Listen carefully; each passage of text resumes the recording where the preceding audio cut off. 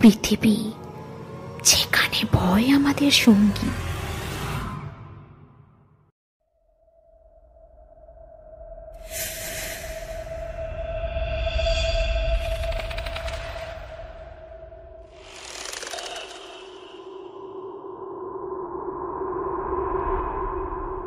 অন্ধকার রাত, কুয়াশায় ঢাকা রাস্তা, আর কানের ভিতর শোনা যায় অজানা কিছু নিঃশ্বাস।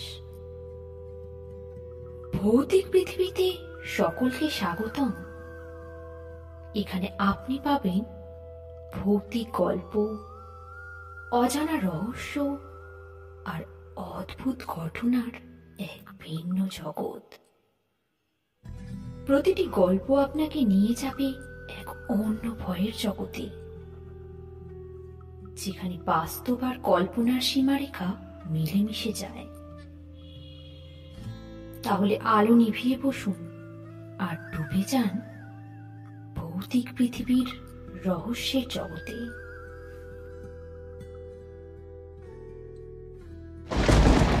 রাত গভীর হলে কিছু চুম্বন কেবল ঠোঁটে নয়, ছায়ায় লেগে থাকে।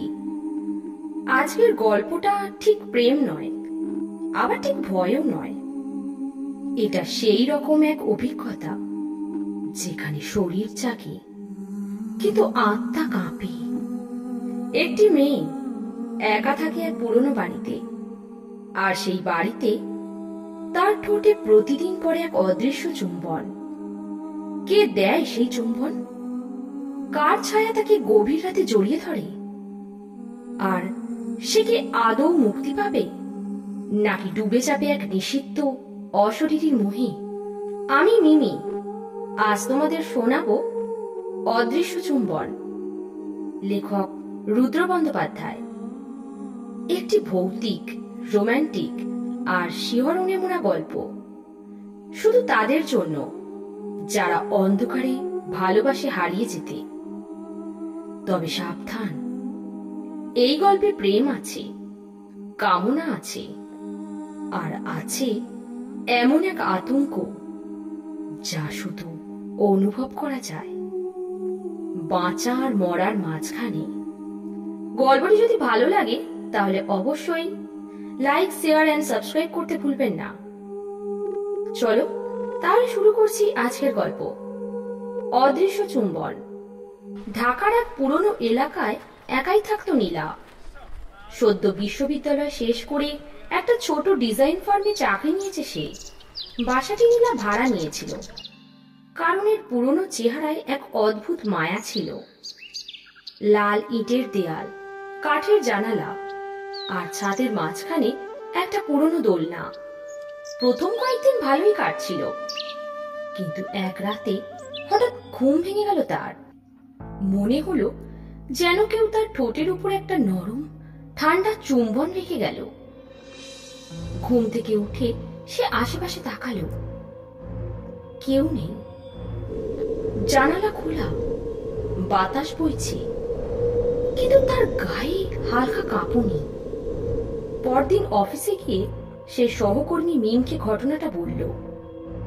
মিম হেসে উড়িয়ে দিল, হারে দুঃস্বপ্ন দেখেছিস তুই। ওই বাসা তো শুনেছি আগে একজন কবি থাকতো, গুমড়ে গুমড়ে মারা গেছে প্রেমে পড়ে, হয়তো তারই আত্মা এসে গেছে তোমার প্রেমে। মিম হাসলো, কিন্তু নীলার গায়ে তখনও কাঁটা। রাতে আবার ঘটলো একই ঘটনা। এবার শুধু ঠোঁট নয়, তার গলার কাছে, কানের পিছনে একটা অদৃশ্য ঠান্ডা হাতের স্পর্শ অনুভব করলো সে। তার নিঃশ্বাস ভারী হয়ে এলো। চোখ মেলে কিছু দেখতে পেল না, কিন্তু নিঃশ্বাসের শব্দ সেটা ঠিকই শুনতে পেল। তুমি কি আমায় অনুভব করছো? একটা ফিসফিসে কণ্ঠ, একেবারে গায়ে লেগে যেন। নীলার গা ছমছম করতে লাগলো, কিন্তু অদ্ভুত ভাবে ভয় লাগলো না, বরং একটা টান, এক অজানা আকর্ষণ। নীলার চোখে ঘুম নেই, সারা রাত জেগে রইল সে। জানালার দিকে তাকিয়ে যেন কেউ আসবে তার দিকেই চেয়ে। মাথায় কেবল ঘুরপাক খাচ্ছে সেই ফিসফিসে কণ্ঠটা। তুমি কি আমায় অনুভব করছো? সকালে ঘুম ঘুম চোখে সে উঠে আয়নার সামনে দাঁড়াতেই চমকে গেল। গলার ঠিক নিচে একটা লাল দাগ, চুম্বনের মতো ছাপ। অথচ সে তো একা ছিল, নাকি সত্যি কেউ ছিল? চমকটা তখনই গভীর হয়ে গেল যখন সে আয়নায় নিজেকে দেখল। তার মুখ স্বাভাবিক, কিন্তু আয়নার প্রতিবিম্বকে ঠোঁটের কোণে লেগে আছে একটা লালচে দাগ। রক্ত? সে পিছিয়ে এলো, কিন্তু আয়নার প্রতিবিম্ব নড়ল না। তুমি খুব সুন্দর। সেই কণ্ঠটা এবার আয়নার দিক থেকেই এলো। নীলা দৌড়ে বাইরে বেরিয়ে গেল। দিন কেটে রাত নামলো। নীলা ঠিক করলো আজ কিছু একটা করতেই হবে। সাহস করে সে আয়নার সামনে আবার দাঁড়ালো। হঠাৎ আলো নিভে গেল। ঘরের তাপমাত্রা হঠাৎ কমে এলো। নিঃশব্দে কোথা থেকে যেন একটা হিমেল হাত তার পিঠে বুলিয়ে দিল। সে চোখ বন্ধ করতেই বুঝতে পারল কেউ তাকে জড়িয়ে ধরেছে, কারণ নিঃশ্বাস তার ঘাড়ে লেগে আছে। আমি তোমাকে চাই নীলা, আমি তোমাকে চাই। কণ্ঠটা এবার আরো ঘন, আরো কামুক।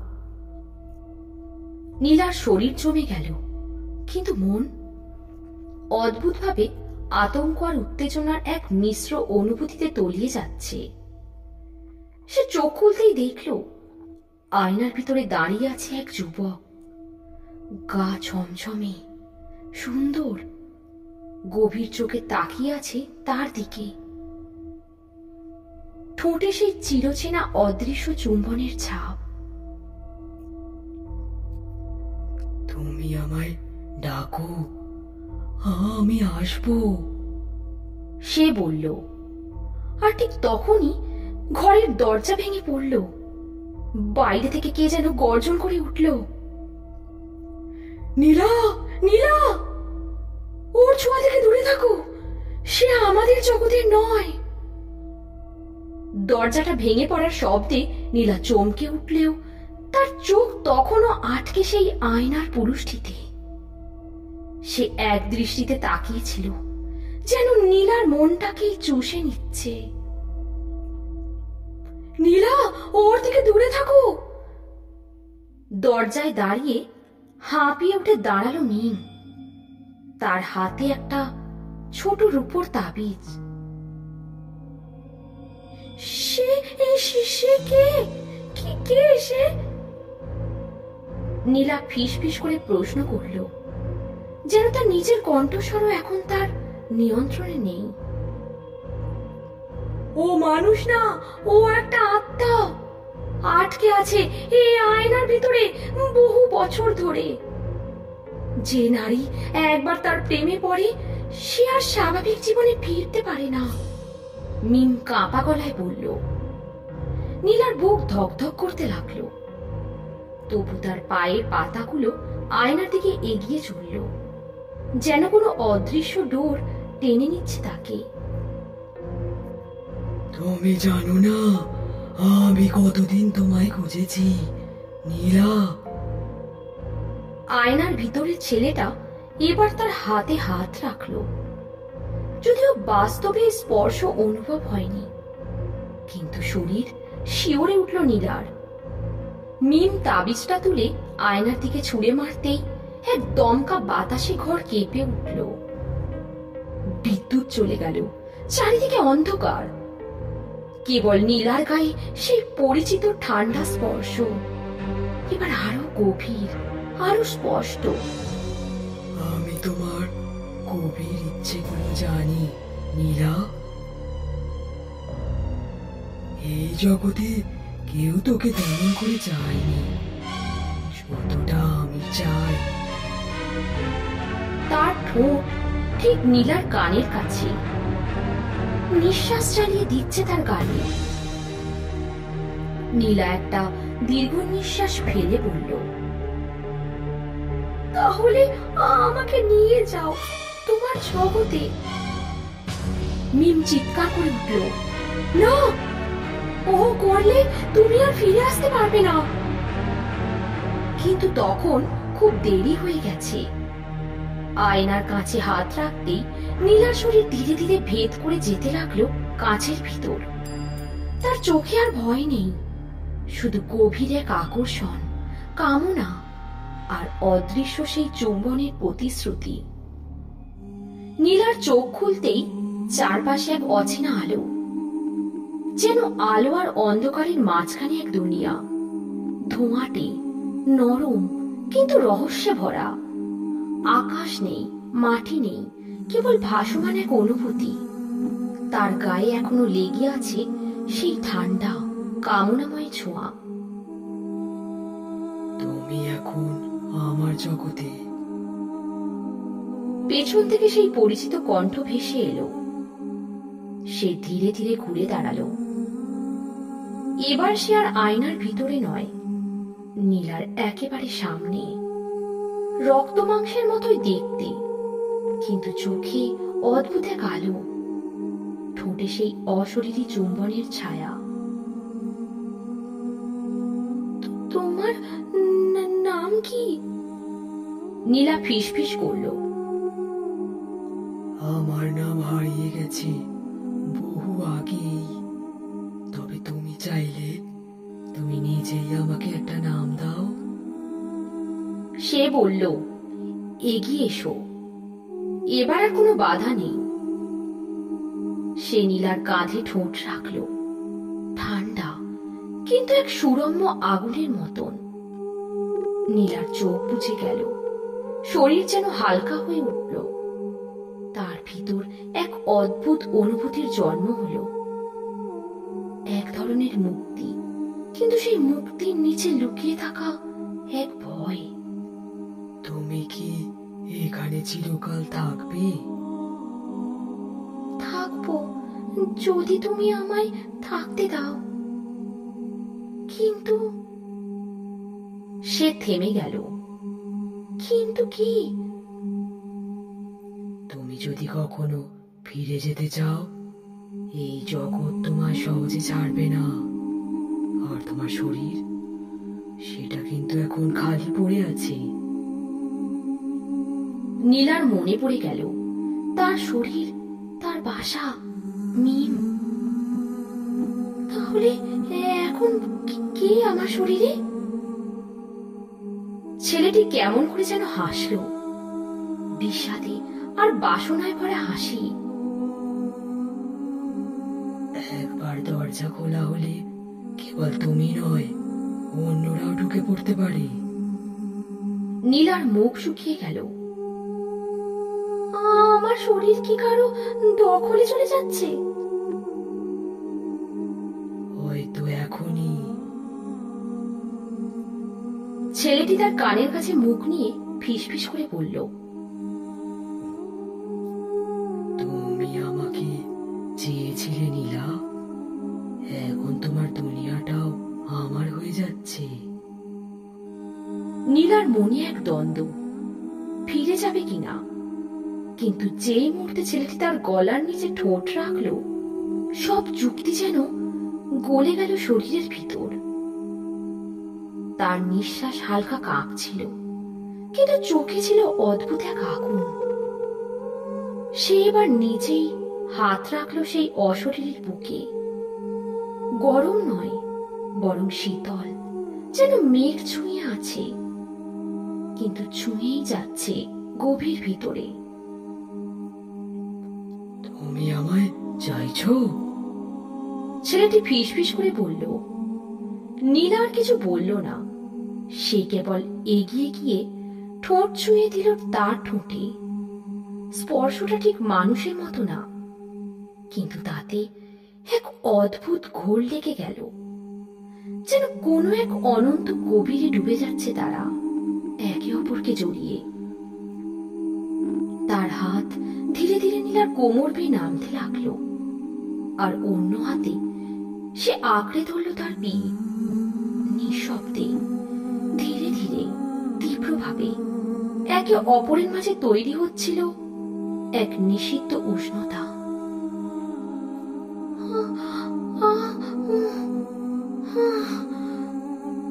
নীলার শ্বাস ফেটে বেরোতে লাগলো, কখনো দ্রুত, কখনো দীর্ঘ। তাদের ঠোঁট আর শরীর একাকার হয়ে উঠল সেই ছায়াময় দুনিয়ায়, যেখানে সময় থেমে থাকে আর কামনা নিঃশব্দে হাহাকার করে। সেই মুহূর্তে মনে হলো নীলা যেন তার নিজের শরীর হারিয়ে ফেলছে, তার অনুভূতি, ইচ্ছা সব ছেয়ে যাচ্ছে এই অশরীরী ভালোবাসায়। তুমি এখন আমার, তুমি এখন আমার, ছেলেটি বলল, তার কপালে ঠোঁট ছড়িয়ে। এই ছায়ার রাজ্যে শুধু তুমি আর আমি, চিরকাল। কিন্তু ঠিক তখনই এক ঝলক আলো, এক ফাটল সৃষ্টি হলো সেই জগতের আয়তনে।